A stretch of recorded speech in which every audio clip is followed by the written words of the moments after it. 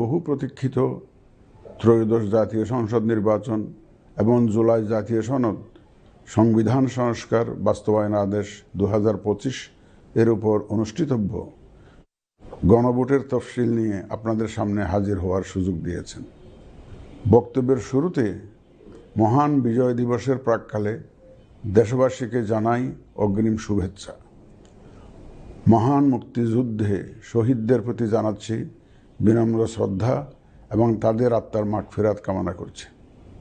একই সাথে July August 2024-এর ছাত্র গণ অভ্যুত্থানে শহীদদের স্মৃতির প্রতি জানাচ্ছি আমার শ্রদ্ধা এবং তাদের আত্মার শান্তির জন্য দোয়া করছি।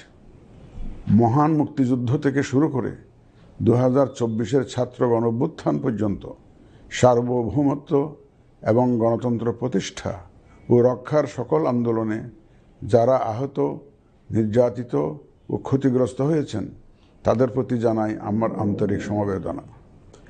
আহতদের দ্রুত আরোগ্য এবং স্বাভাবিক জীবনের জন্য প্রার্থনা করছি। প্রিয় দেশবাসী, জাতি হিসেবে আমাদের অমোঘ শক্তি হচ্ছে স্বাধীনতা, সার্বভৌমত্ব ও গণতন্ত্রের জন্য আমাদের ভালোবাসা ও আত্মত্যাগ। জাতির প্রত্যাশাকে ধারণ করে আমাদের সংবিধান রাষ্ট্রের উপর জনগণের একচ্ছত্র মালিকানা নিশ্চিত করেছে। জনগণের প্রতিনিধিত্বশীল মালিকানা প্রতিষ্ঠার একমাত্র পথ হচ্ছে নির্বাচন। দুঃখজনক হলেও সত্য যে মানসম্মত নির্বাচনের অনুপস্থিতি প্রায়শই আমাদের ঐতিহ্য এবং সামষ্টিক প্রত্যাশাকে ম্লান করেছে। এমনই এক প্রেক্ষাপটে 2024-এর গণ অভ্যুত্থান সংঘটিত হয়েছে। আমাদের ভাই বোন সন্তানদের রক্তের উপর দাঁড়িয়ে আমাদের অঙ্গীকার হচ্ছে একটি সুষ্ঠু ও সুন্দর নির্বাচন অনুষ্ঠান যা জাতি হিসাবে আমাদের প্রত্যাশা পূরণ করবে এবং বিশ্ব দরবারে আমাদের ভাবমূর্তি উজ্জ্বল করবে। আমার দৃঢ় বিশ্বাস আপনারা একই প্রত্যাশা ধারণ করেন এবং একই অঙ্গীকারে অঙ্গীকারাবদ্ধ। প্রিয় দেশবাসী, সুষ্ঠু ও গ্রহণযোগ্য নির্বাচনের লক্ষ্যে গত এক বছরে আমরা বেশ কিছু গুরুত্বপূর্ণ কাজ সম্পাদন করেছি। একটি স্বচ্ছ নির্বাচনের পূর্বশর্ত হচ্ছে একটি নির্ভুল, পূর্ণাঙ্গ ও স্বচ্ছ ভোটার তালিকা। আমরা শুরুতেই এই কাজে হাত দিই। গত এক বছরে নতুন ভোটার অন্তর্ভুক্তির পাশাপাশি ভোট বিমুখ এবং বাদ পড়া প্রায় 45 লক্ষ ভোটারকে তালিকায় অন্তর্ভুক্ত করা হয়েছে এবং 21 লক্ষাধিক মৃত ভোটারকে তালিকা থেকে বাদ দেওয়া হয়েছে। নারী ভোটারদের যথাযথ অন্তর্ভুক্তির অভাবে পুরুষের সাথে নারী ভোটারের ব্যবধান বেড়ে প্রায় 29 লক্ষে গিয়ে দাঁড়ায়। বাদ পড়া নারী ভোটারদের মাঝে সচেতনতা সৃষ্টির মাধ্যমে সেই ব্যবধান উল্লেখযোগ্যভাবে কমিয়ে আনা হয়েছে। আইন সংশোধন করে ভোটার হওয়ার যোগ্যতার তারিখ প্রতি বছর 1 জানুয়ারির পরিবর্তে কমিশন কর্তৃক নির্ধারিত দিনে নির্ধারণ করা হয়েছে। এর ফলে 31 অক্টোবর 2025 পর্যন্ত যোগ্য তরুণ ভোটারগণ ভোট দিতে পারছেন। গত 18 নভেম্বর প্রকাশিত তালিকা অনুযায়ী বর্তমানে দেশে ভোটারের সংখ্যা দাঁড়িয়েছে 12,76,95,183 জনে। এর মধ্যে পুরুষ ভোটারের সংখ্যা 6,48,14,907 জন এবং নারী ভোটারের সংখ্যা 6,28,79,042 জন। গত এক বছরে নির্বাচন কমিশনের সক্ষমতা বৃদ্ধির পাশাপাশি সংশ্লিষ্ট সকলের জবাবদিহিতা বাড়াতে আমরা বহুবিধ আইনি ও কাঠামোগত সংস্কার সম্পন্ন করেছি। গণপ্রতিনিধিত্ব আদেশ এবং রাজনৈতিক দল ও প্রার্থীদের আচরণবিধিতে যথাযথ পরিবর্তন, সংশোধন ও পরিমার্জন করা হয়েছে। নির্বাচন ব্যবস্থা সংস্কার কমিশনের বিভিন্ন সুপারিশের পাশাপাশি নির্বাচন কমিশনের নিজস্ব মূল্যায়ন ও অংশীজনের পরামর্শের ভিত্তিতে এসব সংস্কার করা হয়েছে।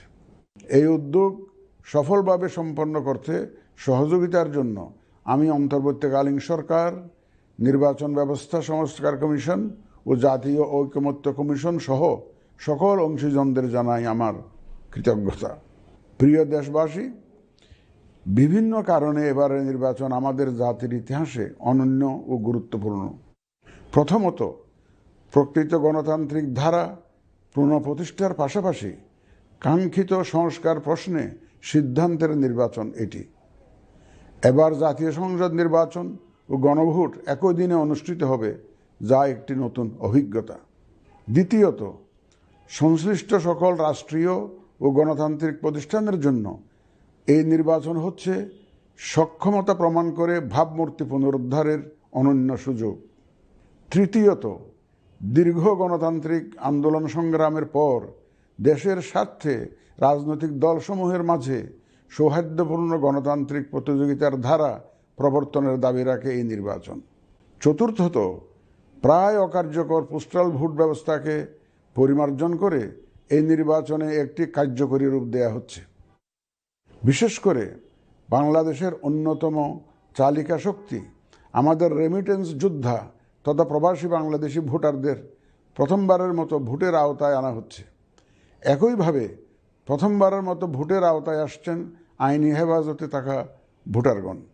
এছাড়াও নিজ নির্বাচনী এলাকার বাইরে কর্মরত সরকারি কর্মচারী এবং নির্বাচন অনুষ্ঠানের সাথে সম্পৃক্ত ব্যক্তিগণ পোস্টাল ব্যালটের মাধ্যমে এবার ভোট দিবেন। প্রিয় ভোটারবৃন্দ, ভোট আপনার শুধু নাগরিক অধিকারই নয়, বরং পবিত্র আমানত ও দায়িত্ব। এই দায়িত্ব সচেতনভাবে আপনারা পালন করবেন, এ আমার বিশ্বাস। যে কোনো ভয়ভীতি, প্রলোভন, প্রবঞ্চনা এবং সীমাবদ্ধতার ঊর্ধ্বে উঠে নিঃসংকোচে আপনাদের ভোটাধিকার প্রয়োগ করুন। আপনাদের নিরাপদ ও উৎসবমুখর অংশগ্রহণ নিশ্চিতকল্পে সংশ্লিষ্ট সকল প্রতিষ্ঠান ও বাহিনী কাজ করবে। ধর্ম, গোত্র, গোষ্ঠী, লিঙ্গ নির্বিশেষে সকলে এই আনন্দ আয়োজনে অংশগ্রহণ করুন। পরিবারের প্রতিবন্ধী, বয়স্ক ও সন্তান সম্ভবা মা সহ সকলকে নিয়ে ভোট দিতে আসুন। আমি আশা করি আপনাদের স্বতঃস্ফূর্ত অংশগ্রহণের মাধ্যমে ভোটের অনুষ্ঠান উৎসবে রূপ নেবে। প্রবাসে বসবাসরত প্রিয় ভোটারগণ, প্রবাস থেকে ভোটদানের জন্য নিবন্ধন কার্যক্রম গত 18 নভেম্বর থেকে চলমান আছে। আগামী 25 ডিসেম্বর পর্যন্ত পোস্টাল ভোট বিডি অ্যাপের মাধ্যমে পৃথিবীর যে কোনো স্থান থেকে ভোটদানের জন্য আপনারা নিবন্ধন করতে পারবেন। আপনারা এই সুযোগ গ্রহণ করে ভোটে অংশ নিন, দেশ গঠনে আপনাদের অধিকার বুঝে নিন। প্রবাসী ভোটারগণ ছাড়াও দেশের ভিতরের 3 ধরনের ভোটার পোস্টাল ব্যালটে ভোট দিতে পারবেন, যা ইতিমধ্যে উল্লেখ করেছি। প্রবাসী ভোটারগণের পাশাপাশি এই 3 ধরনের ভোটারগণ আগামীকাল থেকে শুরু করে আগামী 25 ডিসেম্বর 2025 পর্যন্ত পোস্টাল ভোট বিডি অ্যাপের মাধ্যমে এবং নির্ধারিত পদ্ধতিতে পোস্টাল ভোটের জন্য নিবন্ধন করতে পারবেন। ব্যক্তি ভোটার ও প্রতিষ্ঠানসমূহের প্রতি আমার আহ্বান, আসুন আমরা আমাদের ভোটাধিকার নিশ্চিত করি এবং ভোটে অংশ নেই। প্রিয় দেশবাসী, বর্তমান সময়ে সামাজিক যোগাযোগ মাধ্যমে বিভিন্ন বিভ্রান্তিমূলক তথ্য ছড়ানো হয়ে থাকে। বিশেষ করে কৃত্রিম বুদ্ধিমত্তা ব্যবহার করে অসত্য তথ্য ও অপতথ্যের বিস্তার দিনকে দিন বেড়ে চলেছে। প্রতিপক্ষ দল ও প্রার্থীকে হেয় করার পাশাপাশি নারীদের প্রতি বিদ্বেষমূলক প্রচারণা আমাদের ঐতিহ্যকে ক্ষুণ্ণ করে এবং নির্বাচনকে কলুষিত করে। দেশের প্রচলিত আইন অনুযায়ী এসব রোধে প্রয়োজনীয় ব্যবস্থা গ্রহণ করা হবে। আপনাদের প্রতি আমার বিশেষ অনুরোধ, অসত্য এবং অসৎ উদ্দেশ্যে প্রচারিত কোনো তথ্যে কান দিবেন না, গ্রহণ করবেন না। মনে রাখবেন, অসত্য তথ্য শেয়ার করাও শাস্তিযোগ্য অপরাধ। আমি এবার নির্বাচনে অংশগ্রহণে ইচ্ছুক প্রার্থী এবং দলসমূহের প্রতি দু একটি কথা বলতে চাই। আসুন আমরা আচরণবিধি মেনে একটি শান্তিপূর্ণ ও উৎসবমুখর নির্বাচন নিশ্চিত করি। শান্তিপূর্ণ সহাবস্থান এবং পারস্পরিক শ্রদ্ধা নিশ্চিত করে ভোটারদের বিশ্বাস ও আস্থা অর্জনই হোক আপনাদের লক্ষ্য।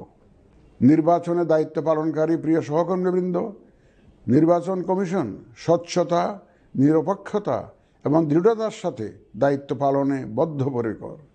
কমিশনের অংশ হিসাবে আপনারা নির্ভয়ে সততা ও নিরপেক্ষতার সাথে দায়িত্ব পালন করবেন। মনে রাখবেন, এ ব্যাপারে কোনো শিথিলতা বা গাফিলতি সহ্য করা হবে না। একটি সুন্দর ও গ্রহণযোগ্য নির্বাচন অনুষ্ঠানে সংবাদ মাধ্যম ও পর্যবেক্ষক সংস্থার সহকর্মীদের ভূমিকা অপরিসীম। আপনারা স্বাধীনভাবে সর্বোচ্চ পেশাদারিত্ব, নিরপেক্ষতা ও বস্তুনিষ্ঠতার সাথে আপনাদের দায়িত্ব পালন করবেন, এটিই আমাদের প্রত্যাশা। প্রিয় দেশবাসী, আমি এই পর্যায়ে নির্বাচনী তফসিল তথা নির্বাচন সংক্রান্ত সময়সূচি ঘোষণা করছি।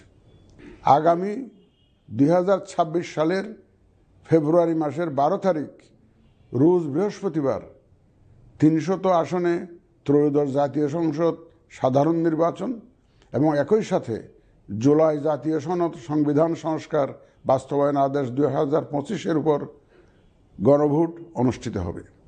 ত্রয়োদশ জাতীয় সংসদ নির্বাচনের জন্য মনোনয়নপত্র দাখিলের শেষ তারিখ আগামী 29 ডিসেম্বর 2025 রোজ সোমবার।